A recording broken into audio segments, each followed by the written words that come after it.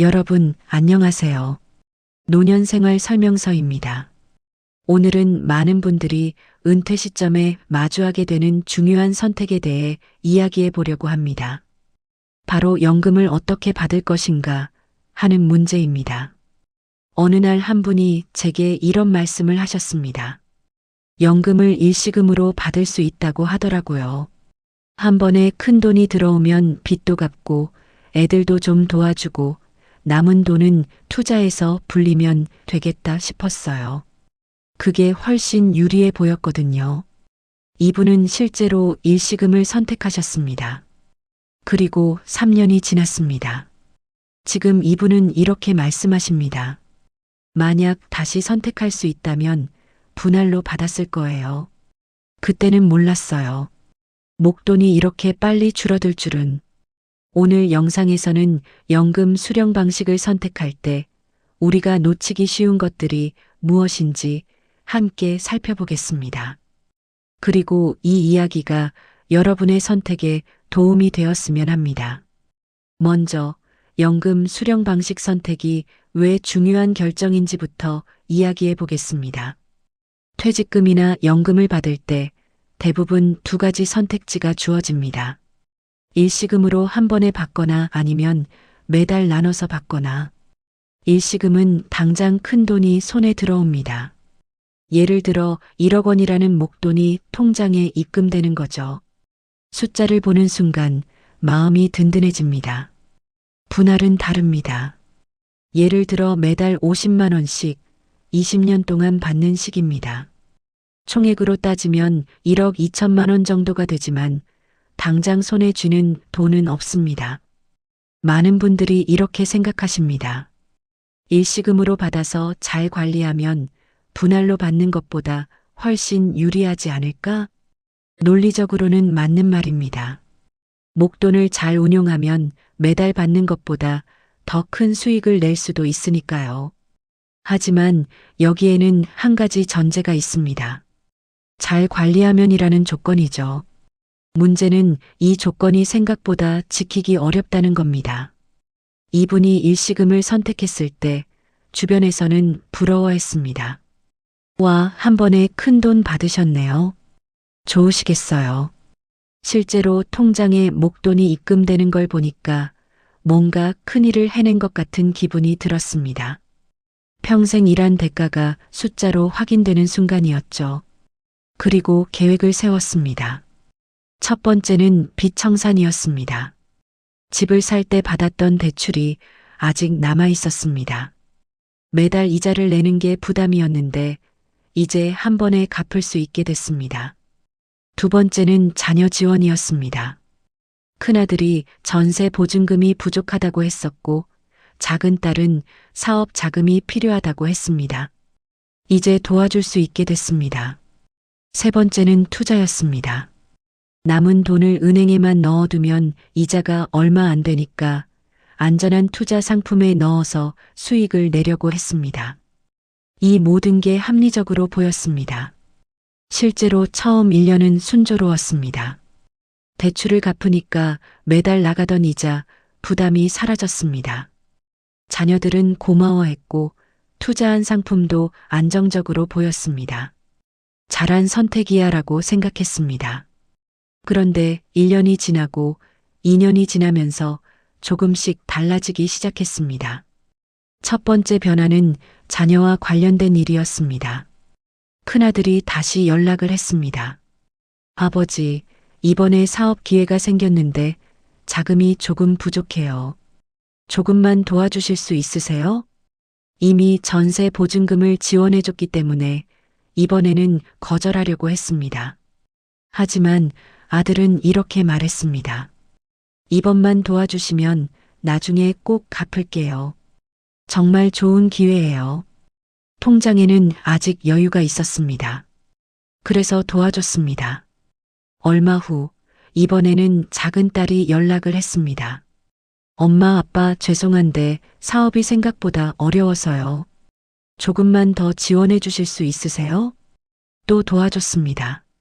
거절하기가 어려웠습니다. 자식이 어려워하는데 통장에 돈이 있는데 어떻게 안 도와줄 수 있겠습니까? 문제는 이런 일이 반복됐다는 겁니다. 일시금으로 받기 전에는 자녀들이 도움을 요청해도 지금은 여유가 없어서라고 말할 수 있었습니다. 실제로 매달 들어오는 월급이나 연금으로는 부족했으니까요.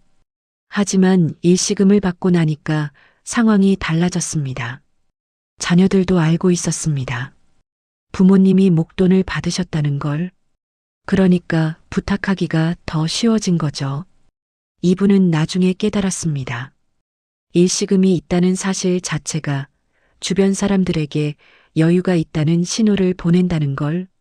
두 번째 변화는 투자와 관련된 일이었습니다. 처음에 가입한 투자 상품은 안전하다고 했습니다. 원금 보장에 연 3-4% 수익을 준다고 했죠. 나쁘지 않은 조건이었습니다. 하지만 시간이 지나면서 주변에서 이런 이야기를 들었습니다. 그 정도 수익으로는 부족해요. 물가 상승률도 못 따라가죠. 조금만 공부하면 더 좋은 상품이 많아요. 은행 직원도 다른 상품을 권했습니다. 이 상품은 수익률이 더 높습니다. 고객님 같은 분들이 많이 가입하세요. 그래서 일부를 옮겼습니다. 조금 더 높은 수익을 기대하면서요. 처음에는 괜찮았습니다. 실제로 수익이 났으니까요. 그런데 어느 순간부터 손실이 발생하기 시작했습니다. 일시적인 하락이니까 기다리면 된다고 했지만 손실은 점점 커졌습니다. 결국 손절했습니다. 원금의 15%를 잃었습니다. 이분은 그때 깨달았습니다. 안전하게 관리한다는 게 얼마나 어려운 일인지를요. 목돈이 있으면 유혹이 많아집니다. 더 높은 수익을 내고 싶은 욕심도 생기고요. 세 번째 변화는 생활비였습니다. 일시금을 받기 전에는 매달 정해진 금액으로 생활했습니다. 월급이나 연금이 그 정도였으니까 그 안에서 쓸 수밖에 없었죠. 하지만 일시금을 받고 나니까 생활비 쓰는 패턴이 조금씩 달라졌습니다. 처음에는 조심했습니다. 계획대로 써야지. 매달 얼마씩 쓴다고 정해놨죠. 하지만 시간이 지나면서 기준이 흐려졌습니다. 이번 달은 좀 특별한 일이 있으니까 조금 더 써도 되겠지. 다음 달에 아껴 쓰면 되니까. 이런 식으로 조금씩 더 쓰게 됐습니다. 문제는 다음 달에 아낀다는 게 잘 안 됐다는 겁니다. 그리고 또 하나 예상치 못한 지출이 생겼습니다. 갑자기 병원비가 필요했고 집수리가 필요했고 경조사가 겹쳤습니다. 이런 건 계획할 수 없는 일들이죠.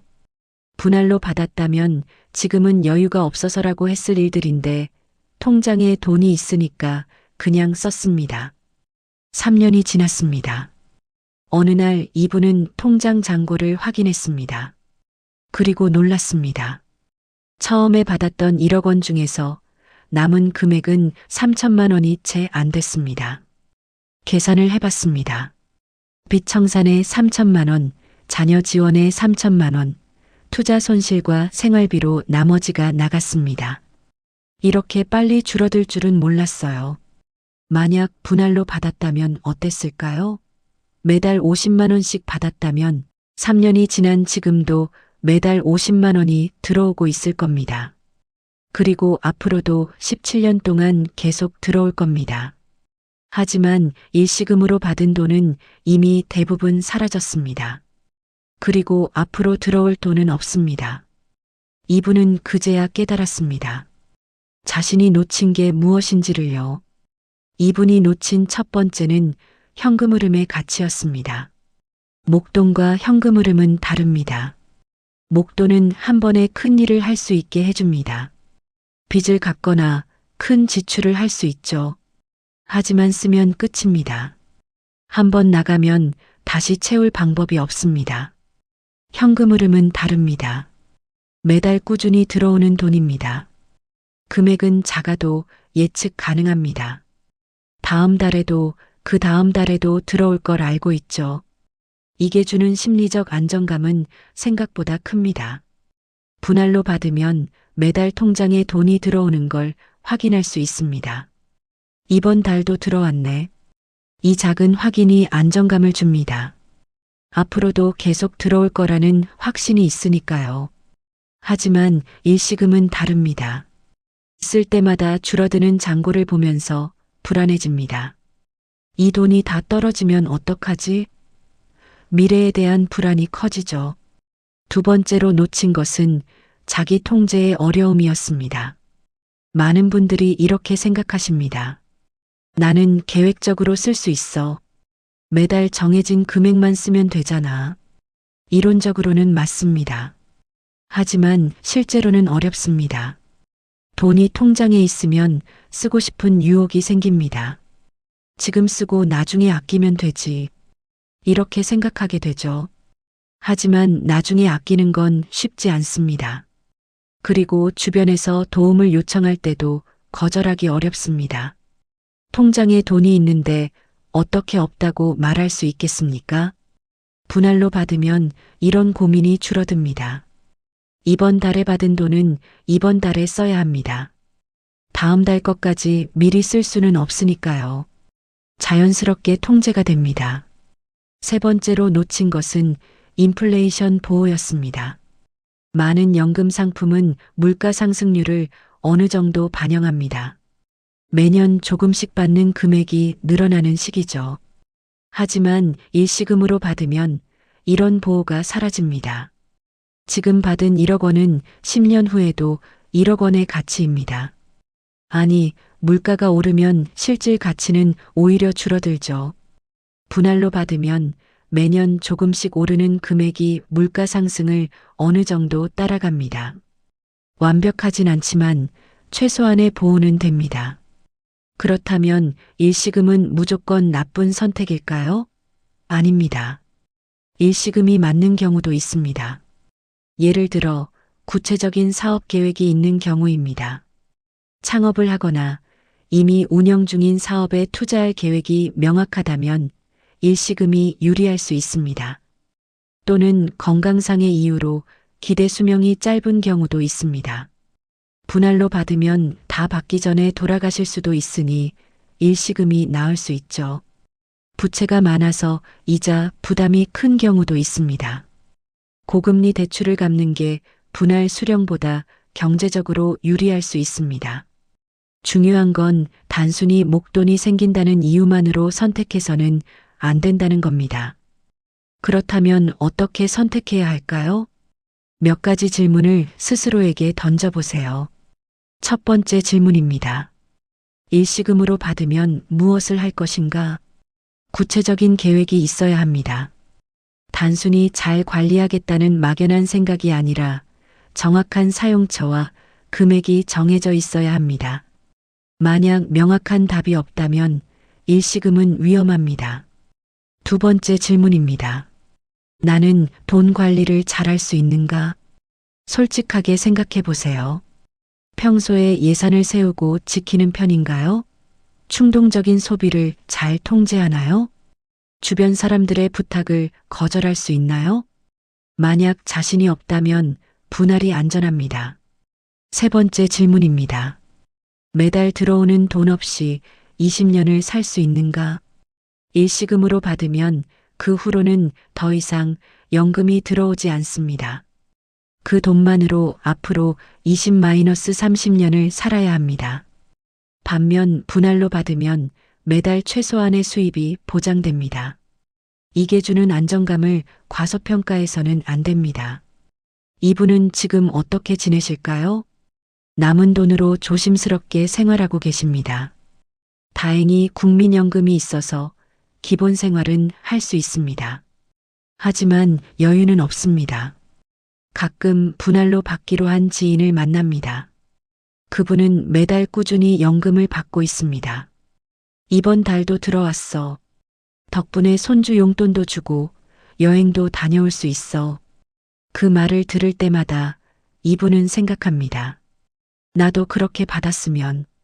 하지만 후회만 하고 계시지는 않습니다. 이렇게 말씀하셨습니다. 이미 지나간 일이에요. 되돌릴 수는 없죠. 다만 다른 분들은 저처럼 후회하지 않으셨으면 해요. 목돈이 주는 착각에 속지 말고 진짜 필요한 게 뭔지 생각해 보셨으면 좋겠어요. 오늘 이야기를 정리해 보겠습니다.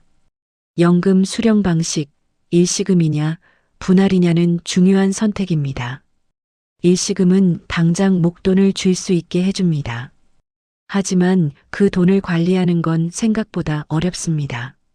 자기 통제도 어렵고 주변의 요청도 거절하기 어렵고 예상치 못한 지출도 생깁니다. 분할은 금액이 작아 보일 수 있습니다. 하지만 매달 꾸준히 들어오는 현금 흐름이 주는 안정감은 큽니다. 미래에 대한 불안이 줄어들고 계획적인 생활이 가능해집니다. 물론 정답은 없습니다. 개인의 상황에 따라 다릅니다. 중요한 건 단순히 목돈이라는 유혹에 끌려서 선택하지 말라는 겁니다. 구체적인 계획이 있고 자기 통제에 자신이 있고 장기적인 현금 흐름 없이도 살아갈 준비가 되어 있다면 일시금을 선택하셔도 됩니다. 하지만 확신이 서지 않는다면 분할이 안전합니다. 적어도 매달 최소한의 수입은 보장되니까요. 여러분이 만약 지금 이런 선택을 앞두고 계시다면 서두르지 마세요. 충분히 생각하고 여러 가능성을 따져보고 전문가와도 상담하세요. 그리고 무엇보다 스스로에게 솔직해지세요. 나는 정말 이 돈을 잘 관리할 수 있는가? 답은 여러분 안에 있습니다. 오늘 영상이 여러분의 선택에 작은 도움이 되었기를 바랍니다. 다음 영상에서는 또 다른 이야기로 찾아뵙겠습니다. 감사합니다.